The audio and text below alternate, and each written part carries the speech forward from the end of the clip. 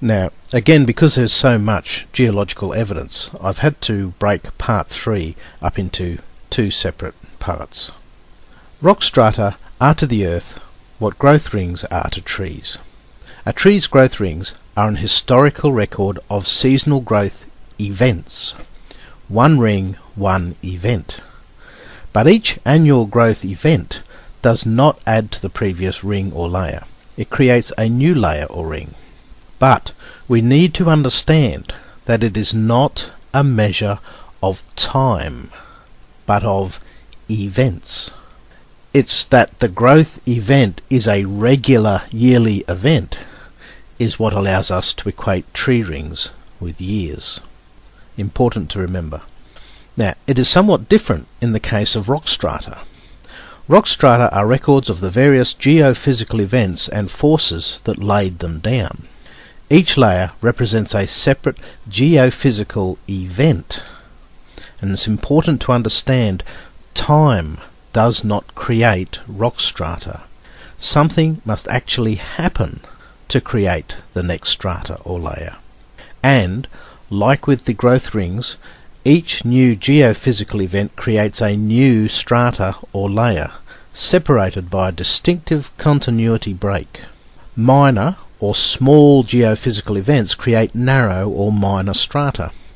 Major or massive geophysical events create major or massive strata, or massive destruction of them.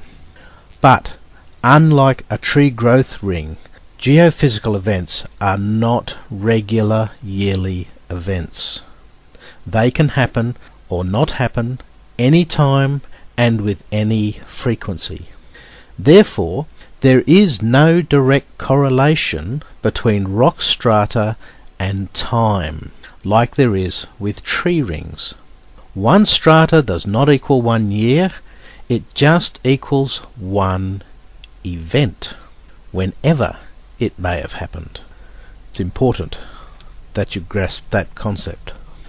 Now, it's clear tens of millions of years of gradual seasonal deposits should result in tens of millions of relatively narrow rock strata strewn with the fossils of heavily rotted or weathered organisms that were either left exposed or partially exposed or shallowly buried, but still subject to rapid decay, consumption by other animals or by soil-based organisms or burrowing animals.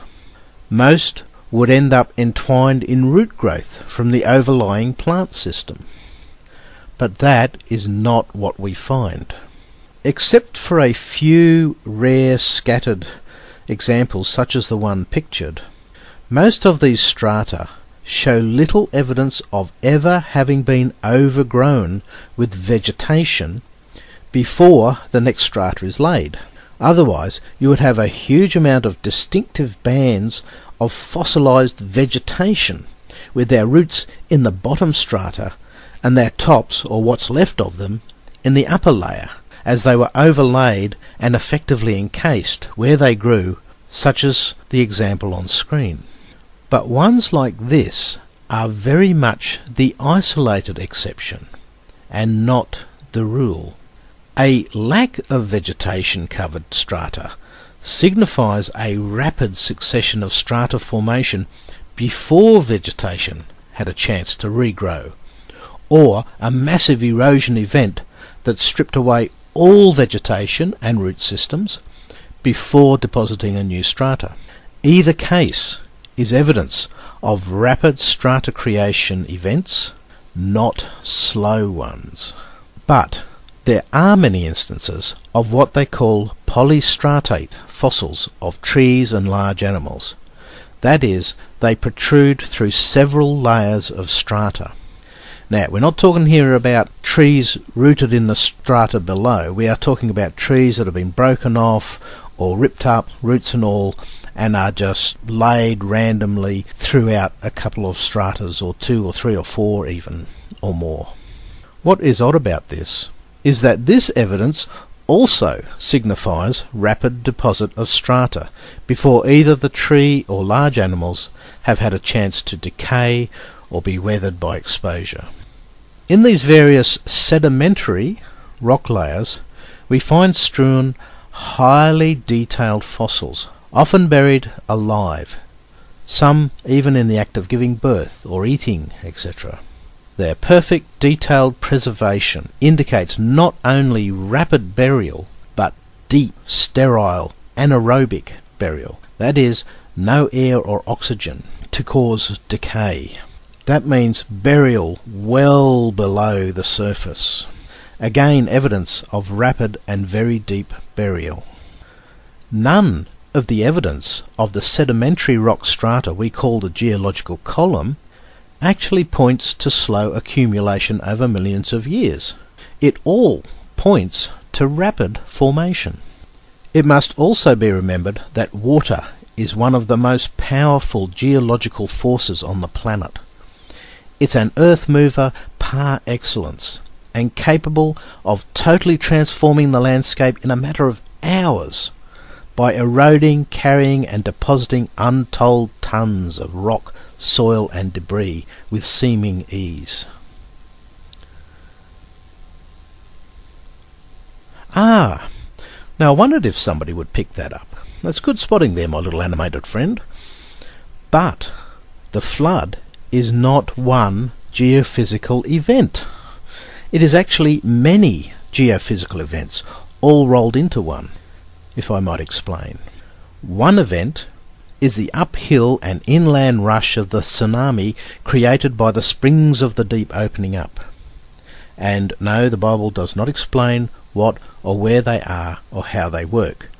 Just that water massively rose up from the oceans as well as fell from the sky.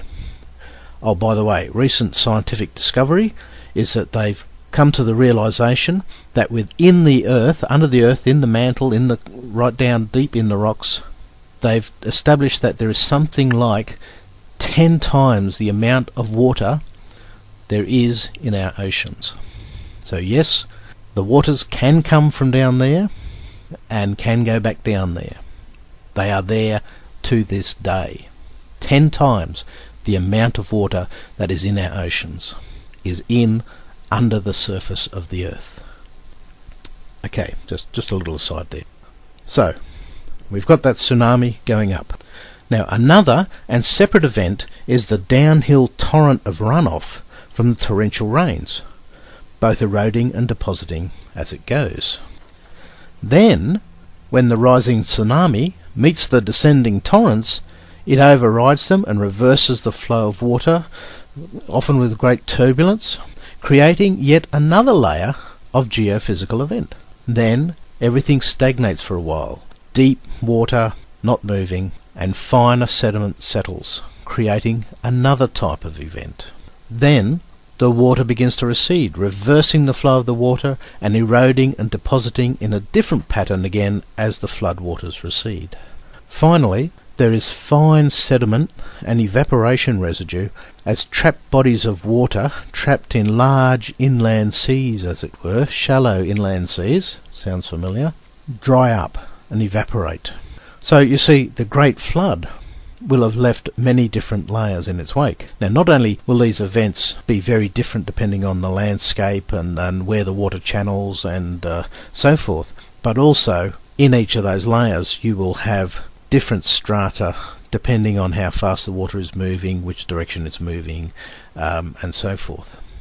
Moving water deposits layers depending on how fast it's going, how slow it's going, and so forth. So many layers. Even though it's just one event, a worldwide flood, it will leave many, many layers in its wake. And in fact, what you will find is that in some of these layers, it has left graduated layer of heavy and coarse material at the bottom becoming lighter and finer toward the top. That is very common in many of these strata. This is a typical pattern left by moving water as it lessens in speed and volume, allowing progressively finer and lighter material to be deposited over the bigger debris it was able to move when the flow was full on. It's a very typical flood sedimentation pattern. Ah yes, we must remember also that the oceans were part of the flood too, and would have copped their fair share of runoff, sedimentation and layering also, but in a different pattern yet again. Part 2 coming up.